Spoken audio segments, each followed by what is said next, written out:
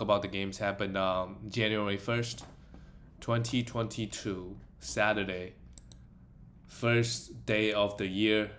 We had 6 games. The first game is the New Orleans Pelicans lost to the Milwaukee Bucks. The Bucks, they never lose to the bad teams. They just never do. Giannis is being too good lately. For the Pelicans, Herbert Jones is a must roster. He is going to have a little bit of drop off when guys come back, but majority of his values come from the defensive stats, which he did it all here: 3 steals and 3 blocks. The steals a little bit inconsistent, but he's been very consistent getting the blocks, and he's been getting some huge minutes. When everybody comes back, he's not going to average 35 minutes. So at the same time, you could try to sell him to get any value. Maybe he could get 30 plus minutes when Brandon Ingram and all the other guys come back. It is a possibility. If you really love the defensive stats, you could hold him. Garrett Temple came in and played 25 minutes. No surprise there. Had a decent game. No defensive stats. 14 points and 4 threes. If Brandon Ingram continues to be out, which I don't know what's going on. He's been. How many games did he play, Ingram? And whenever he played, he has not been good this year. 77th ranked player. He should, to me, he's a top 50 player. So could be a good buy low opportunity. Just to know that he's not going to give you any defensive stats. He's been averaging 3 turnovers a game. 2.8 while only averaging 5.6 steals and 0.3 blocks. Not shooting the ball well. I guess he's played 27 games. Really, it's lately he's been missing a bunch of games. But 27, how many games did they play so far? He missed like 10 plus games. I feel like he did the same thing last year as well, missing a bunch of games. And with Pelicans, if there's an injury with one of their young star players, they're just gonna take their time. Same thing with Zion Williamson. So it's gonna be like a headache to him. Willie Horner-Gomez came in because we have Valanciunas placed into the protocol. Thought he would have a big game, but instead Jackson Hayes got 27 minutes. If you want some rebound, Horner-Gomez is very consistent and getting those rebounds. So maybe you could look at him. And they do have 4 games next week, so stream him and see where things go. Josh Hart played 35 minutes, great. Josh Hart has also went 3 for 9 from the free throw line, but the counting stats are super solid. He really, increased his assist rate so far this season, averaging over 4 assists, I believe. Yep, he's averaging 4.5 assists and shooting 52% on the season, so that's a little bit high. His overall rankings is not good because he's only making 1 3 a game. 84th ranked player, so that 84th is not bad at all. And I feel like he should have good value the rest of the way. Averaging 30 plus minutes, and this year he really added his assist. If the shots are falling, how come he's only making 1 3 a game? So he's not taking as many threes. I think that's the possibility, and the field goal is a little bit high, 52%. But he could be that top 80, 90 guy moving forward, and the counting stats from him very solid as well, especially the rebound. Jackson Hayes, also maybe stream him. They do have a Monday and Tuesday back-to-back. You could assume both guys play 24 minutes. 2 games out of the center, who knows? It could provide you 15 rebounds with 4 blocks. It's pretty good. Nikhil Alexander-Walker came back, and he, again, struggled efficiency-wise. Just the 27 minutes. I understand if you want to drop him. Sure, he hasn't had a good stretch all season. He'll have like 1 good game here and there, but so far this year, he's basically Kevin Porter Jr. status. Is he even ranked inside of? He's not even ranked inside of 200 on the season. He does offer a lot of upside because he can score a bunch, and get defensive stats. But he hasn't been doing that all season. He has the potential like a Kevin Porter Jr., but never done. They do have 4 games next week, so you could hold on to him. This is the week they only have 2 games. So if you move down from him, you could pick him up. If he's still out there, you could pick him up again next week, just to be ready to get hurt again. For the Milwaukee Bucks, Giannis, he does this in just 32 minutes. 35 points, 16 rebounds, 10 assists, and 2 steals. So super good. With Giannis, you just got to punt free throws. He's a top 3 guy. while pounding free throws. So if you can get him at the 6-7 spot, not bad at all. And then you start pounding free throws. Pat Connaughton again. Played 29 minutes, had another decent game, 3 threes, 9 points, 3 assists, 6 rebounds. And most importantly, he's efficient. Doesn't hurt you anywhere, can do a little bit of everything. This game, Chris Middleton was out. So he came in and played 29, and Grayson Allen played 30. I don't think this is going to happen. If you can get any value back from Pat Connaughton, it would be great. If you got an efficient team, sure, like he could work on your team. Bobby Portis was in some foul trouble, played just 21 minutes. He's fallen off quite a bit. He was like a top 30 player, a couple of weeks ago. Lately, no defensive stats, just the rebound, the points, and the playing time also with the arrival of DeMarcus Cousins. Jrue Holiday, great. I mean, 21.6 steals, 2 steals, and 2 blocks. This is more like the Jrue Holiday that I used to know. After some early season struggles, he's really picked it up. 12th ranked player in the last 2 weeks. Really good stuff. DeMarcus Cousins, 18 minutes. Had just 5 points. Yeah, he's not really fantasy relevant once Bobby Portis is back. If they have a good schedule, if they got 3 games in 4 days, you could look at Cousins for some counting stats. Because he could really put up numbers in that 15 to 20 minute role. And let's move on to the next game. There's a lot of guys we could potentially pick up for both the Spurs and Detroit. Well, this game, Detroit beat the Spurs in overtime. Devin Vassell is a must roster. We have Dejounte Murray out. We don't know when he's coming back, and we have Doug McDermott also out. So Devin Vassell is gonna come in and play huge minutes, and he's the guy that I like the most. After he should be the third best player after Derek White and Jacob Poeltl on this team. Who knows? He could be back on better than Jacob Poeltl if you're not pounding free throws. He's a guy that can get a lot of rebounds, can get some defensive stats. And this game, he took 16 shots and 19 points, 3 steals, 4 assists. The Spurs, how many games they got next week? I haven't checked. Either way, he needs to be rostered in the short term and see where things go. Keldon Johnson played 38 minutes. Yeah, with all the guys out, I think we want to have Keldon Johnson as well because the usage and the playing time should be there. Again, did not have a really good game. Kind of like a Kyle Kuzma type of player, provides some points and rebounds, and everything else is very, very little. Jacob Poeltl, an alright game. 3 for 6 from the free throw is always bad. With him, you almost want to pound free throws. 12 rebound, 5 assists, a steal and a block. Pretty solid across the board. All the peripheral stats were there. But he's a guy that takes 0 threes as well. Trey Jones also came in, played 32. I don't think I'm a big fan of Trey Jones. And on this team, I don't know what Trey Jones does exactly. Like, what category does he provide? Does he bring a lot of defensive stats? If they got a good schedule, you could for sure stream him, right? Like, for a guy like Brian Forbes, you know what you're going to get out of him. He's going to shoot 3s and points. So you could stream him. Derek White, trying to sell high, to be honest. 18 points and 14 assists are still on the block. The assist number is because Dejounte Murray is out. Once Dejounte comes back, he's going to average around 5 assists.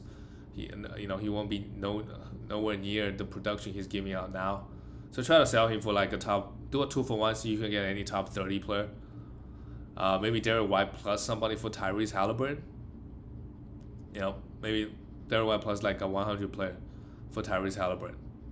Because I feel that Tyrese Halliburton is going to have a pretty big finish. This is one guy that I could think of. And they're pretty similar players. Probably both a little bit sell high at the moment. For Detroit Pistons, Sadiq Bey played 46 minutes. He's a must roster. With Jeremy Grant out, I mean, he's been putting up some huge numbers in the last 2 weeks. And we had some high hopes for him coming into the season. We know he's getting the minutes. 47th ranked player in the last 2 weeks, averaging 23 points, 9 rebounds, and 3. Well, to be fair, like all the guys on this team were out. So Hamidou Diallo took 32 field goals. Yeah, Diallo is a guy that you could just look at him. You could just add him in any deal, right? You could add him plus Derek White for Tyrese Halliburton because I feel 90% chance when all the guys come back, when Jeremy Grant eventually does come back, we don't know when that is. He's not gonna he's not even get play 20 minutes a night. So, and we know this guy, whenever he plays, he put up huge numbers, 5 steals and 2 blocks. This is some video game numbers. Diallo in the last 2 weeks, 76 ranked player. The majority reason being he's only shooting 54% from the free throw line on full attempt, so that really hurt him. If he pounded free throws, for sure he's a top 50 player, averaging 21 points, 8 rebounds, and most importantly, 3.2 steals. So none of those are sustainable. He's an ad for sure, but if you already got him, I would look to sell him. Luka Gaza, same thing. I think Kate Cunningham is kind of close of returning. I believe he was questionable on Saturday, so he could very well be return the next game. And we have Isaiah Stewart also. Should come back early next week. So Luka Gaza would have 0 value at that point.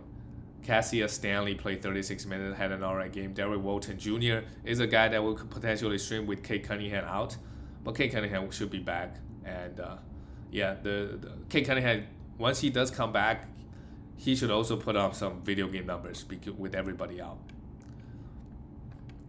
Let's look at the next game.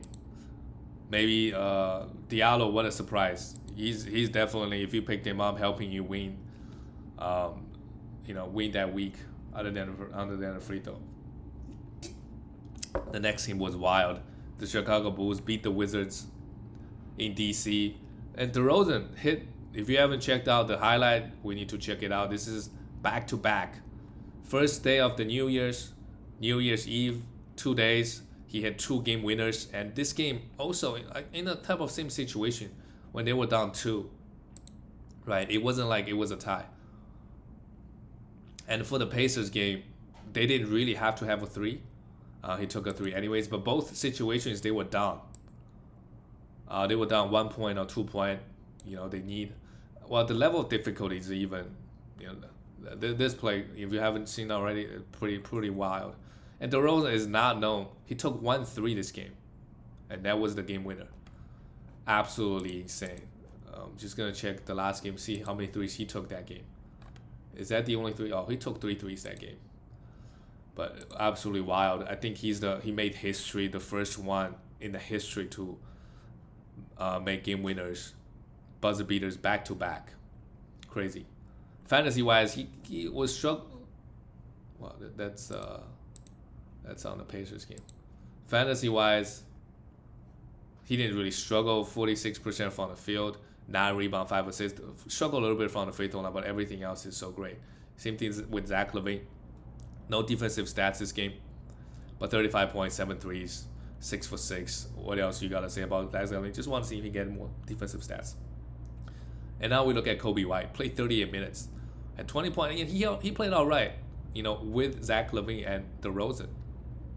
That is interesting. Lonzo Ball is gonna be back.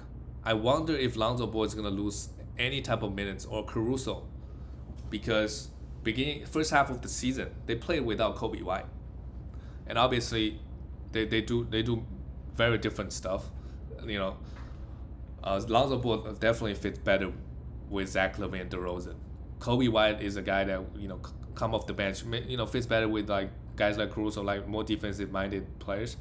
I wonder if he's actually going to impact Lonzo Ball's and Caruso's minutes just a little bit, maybe like 2-3 minutes. It won't be a lot of so that you could give those guys a rest, right? I don't know. We'll see what happens. But he's been playing very, very well.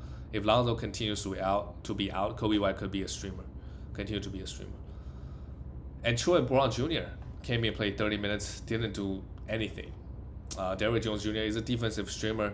He got 28 minutes here, had a steal and 2 blocks. For the Washington Wizards, KCP played high minutes with Spencer Dinwiddie out. Like all the guys played pretty high minutes. So I would pick up KCP and see where things go. We know what we're gonna get out of him. He's gonna hit threes.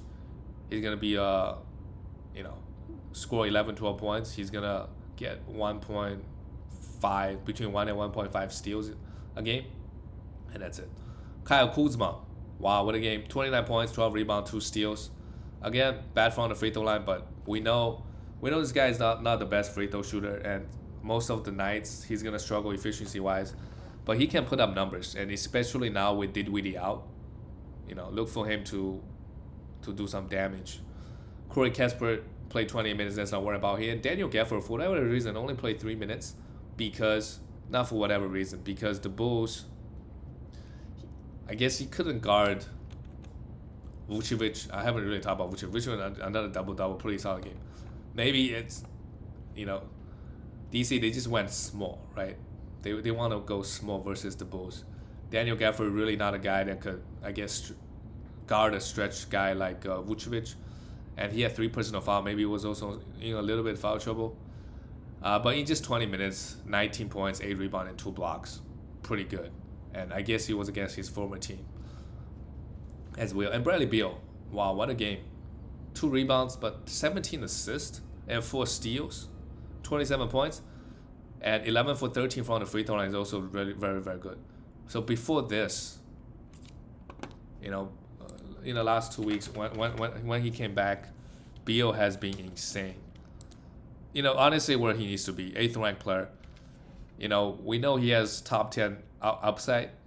For the majority of the season so far, he's like outside of 60 or 70. A big reason is his free throw has not been good, and he wasn't getting any defensive stats, and he wasn't hitting any threes. He still didn't hit a lot of threes in the last 2 weeks, averaging just 1 3. So he used to be like 2.5 threes guy. Now it's like 1, so it's a big drop off. And the assist numbers are obviously not sustainable. If you can sell high on him, who's a guy that you could potentially see who's underperforming a little bit? I don't think Bradley Beal could be a first round guy on a per game basis. But really, all the guys, nobody really is underperforming at the moment. Maybe Jason Tatum, if you can try to get a Jason Tatum. But yeah, this is the only guy. And, I think the buy low window is closed at this point. But with Dinwiddie out, 17 assists, that it's not sustainable. So try to, it's good, but at the same time, see if you can do a 2-for-1 to get somebody back. Maybe do a 2-for-1, try to get LaMelo Ball. If LaMelo Ball struggles a little bit. And maybe he could be a rest of the way, like a top first rounder rest of the way. We just don't know. He hasn't done it for majority of the season. The last 3 games was great, but it was done without Spencer Dinwiddie. So I don't know if Spencer Dinwiddie is actually holding Bradley Beal back. Maybe he is. Danny Advia, again, got 34 minutes. Just 1 steal. I think we could move on from him, with all the guys back. The minutes, it was inconsistent. I believe he only had like 25 minutes the game before this. Let's not talk about the next game. The LA Clippers beat the Brooklyn Nets. This was ugly. LA Clippers, they don't have anybody. Luke Kennard went into the protocol earlier yesterday. So the fact that Brooklyn, and it was at Brooklyn too. So who went off here? So with, Eric Bledsoe was a drop last game because Luke Kennard took all the minutes and he only played 15 minutes. He started and had a huge game. So he's a must roster. He's a must roster guy. Now that we will Luke Kennard out, he'll be getting 30 plus minutes, 3 steals and 2 blocks, 27. This is why because he has the potential to get those defensive stats. He just hasn't been doing that very often this season. This is obviously a great game versus Harden. Harden is going to throw the ball away a couple of times a game. If you happen to be there, great. Reggie Jackson, also with all the guys out, had just 19 points. Serge Ibaka, 22. He's not really fantasy relevant, even though with Zubac out, he really hasn't really cracked 30 minutes. Amir Coffee, Terrence Mann. In the short term, I think we could pick them up, but their performance is a bit inconsistent, and you don't know what you're gonna get out of them. That's the thing. Like, there's some guys in fantasy you just know what you're gonna get out of them. In category leagues, if you put in points leagues, it's a different story because you don't really care what he contributes as long as he's on the court getting stats. But for Terrence Mann, for example, what is he really gonna give you? Maybe if he played 30 minutes, we know we're gonna get some points and threes, but not in huge volume. For sure. And then everything else, some days we'll grab 10 rebounds, some days we'll get 5 assists. We just don't know. So that makes, if you stream him, you don't know if he's going to give you the category you want this week. So that's another issue with streaming guys like that. Same thing with Amir Coffee. You don't know what you're going to get out of him. For the Brooklyn Nets, KD and Harden, huge minutes again. And we're going to get Kyrie back. Harden, just like Bradley Beal, since coming back from the COVID protocol, really rejuvenated. 34 points, a triple-double. And the most important thing is he's taking a lot more field goals. He took 22 field goals, and he went to the line 15 times. So he has a way higher usage than KD. Way higher. Took 11 threes, just very aggressive, and also looks like, he got his quickness back. So that's great to see. I mean, that's what we would kind of expect Harden to be, that guy, have high usage with Kyrie out. So this is great. If you bought low on Harden, congratulations. If you traded a guy like, I was going to say LeBron, but he's number one ranked player. Who knows? LeBron could be a number one in top two. But if you bought James Harden low, congrats. Bruce Brown, 22 minutes, didn't really do anything. We could leave him on the waiver wire with all the guys back. Like Bruce Brown, James Johnson, DeAndre Bembry, they're going to use these three guys. They'll be getting 25 minutes, around 25 minutes a night. Provide some defensive set. If the Nets got a good schedule, sure, you could stream that. Who knows? If they got a back-to-back, KD could miss one of those games. LaMarcus Aldridge, just the 20 minutes now. Claxton getting to 23. So really, the Nets lineup is kind of fluid. Game to game. Last game, I believe, Aldridge and Claxton started together. This game, Aldridge started, but only got 20 minutes. So other than Harden and KD, depending on the matchup, Steve Nash likes to do different things. So the rotation, you just don't know what you're going to get out of those guys. Claxton, but both guys need to be rostered and still a hold. 24 minutes of them could still be valuable, especially Claxton. Could block 2 shots. A lot of times with these energy guys, 24 minutes versus 35 may not be, like, if the guy knows he's going to play 35, he's not going to be that aggressive going for blocks. But if he knows he's going to be at 20, it's fine to get a bunch of fouls. So he's going to be more aggressive. And sometimes even coming off the bench is a good thing because you're playing inferior competition. It's easier to get blocks and steals and catch those easy lobs, right? So it really depends. Both guys need to be rostered, I think, still. Let's talk about the next game.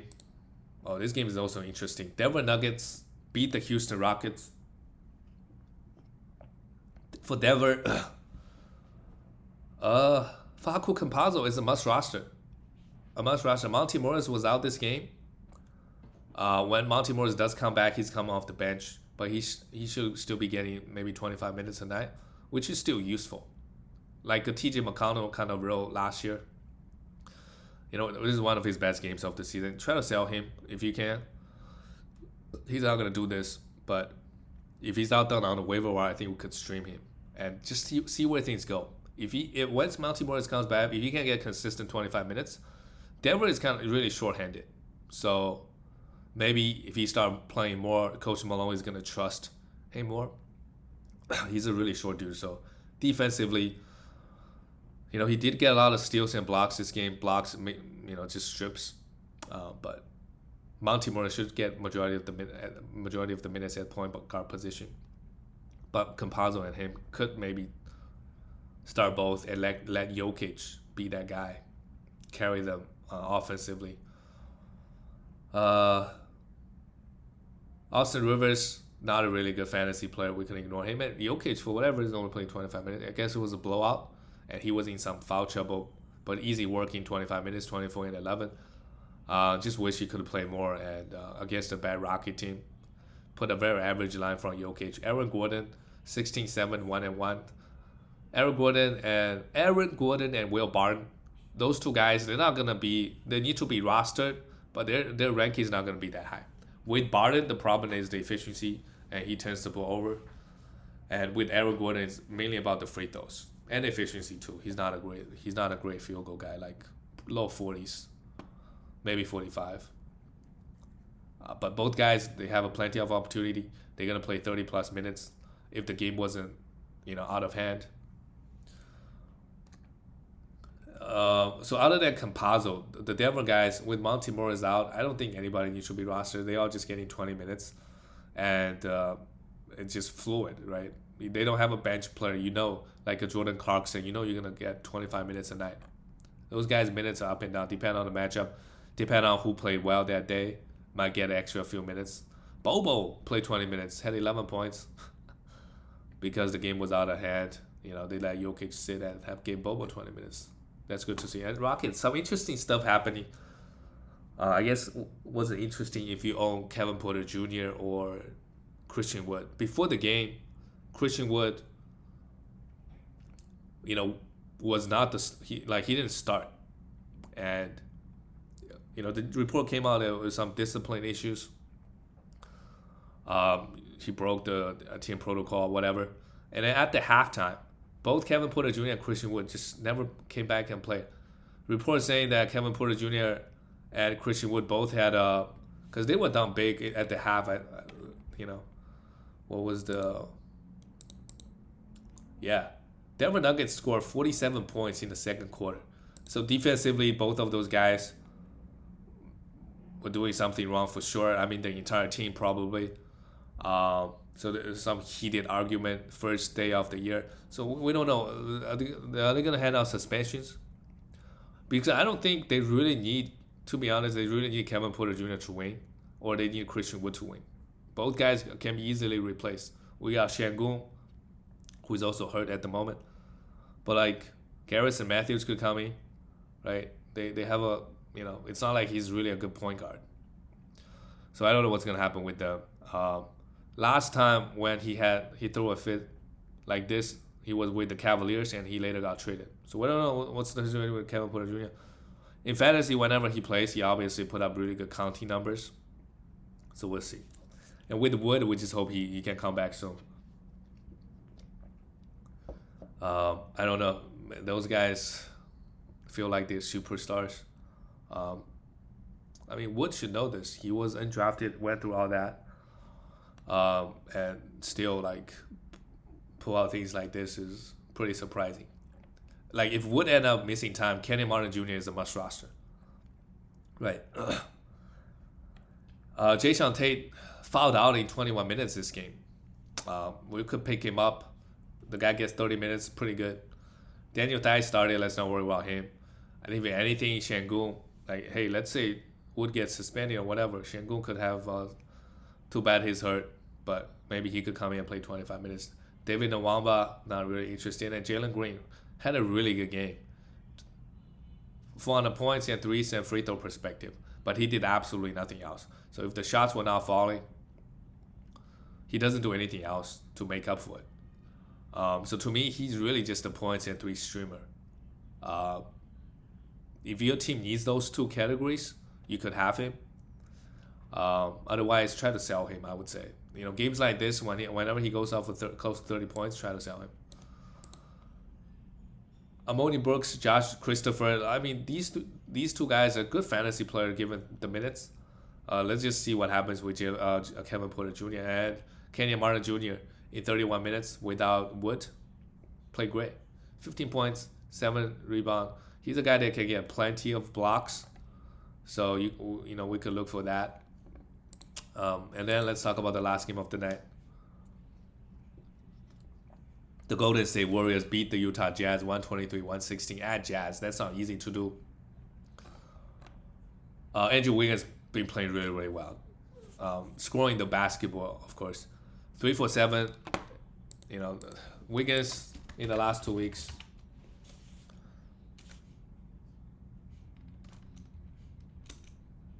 Well, his ranking is actually not good, although he's averaging 23 minutes. 182nd ranked player, because his free throw has been so bad.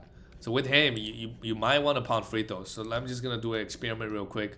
Let's say we're gonna pound free throws. And where will Andrew Wiggins end up? Pounding free throws, Wiggins is the 64th ranked player if you pound free throws. So he's useful. He's pretty useful if you pound free throws. And with him, he doesn't destroy your free throws, but I think it's best to pound free throws because over the years he's just never been a good free throw shooter. That's also another, like when he was on the Wolves, he's the kind of like a Kevin Porter Jr. type of player, bad free throw, in high volume and bad field goal guy as well. On the Warriors, he really improved his field goal life, shooting 48% on the season. So that's really great. Everything else is gonna come and go, but the defensive stats are always pretty consistently there.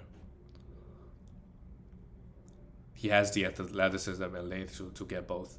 Otto Porter Jr. played 36 minutes. Draymond Green is gonna be back very very soon. I believe I saw he's questionable next game. So Otto Porter Jr. If we're streaming him, prepare to get rid of him. Kevon Looney played 30 minutes this game and fouled out because Rudy Gobert, right? But he doesn't really put up good fantasy numbers. I remember a couple years ago he was decent getting the defensive stats. That's not the case anymore. Gary Payton Jr. This game Jordan Poole played just the 17 minutes. He's gonna come off the bench when Klay comes back. So I think Steve Kerr is gonna make him come off the bench, but he will be this is the first game back. They're just easing him back, getting the high minutes. I think he will still get close to 30 minutes a night with Klay Thompson back, and he's gonna come off the bench. That's not a bad thing for him. Sometimes be Jordan Clarkson. Come off the bench, you play inferior competition. You have more shots. You're not playing with Curry, right? You have more shots, and you can kind of run offense a little bit as well. So I would still hold Jordan Poole and see where things go. Gary Payton Jr. had played 28 minutes. I think he's gonna suffer the most when Klay comes back. I mean, with Jordan Poole, he won't be getting. He'll go back play like 10 to 15 minutes when all the guys come back. Curry, he's fallen off quite a bit, but still 28 points and 9 assists, 6 rebounds is still nice.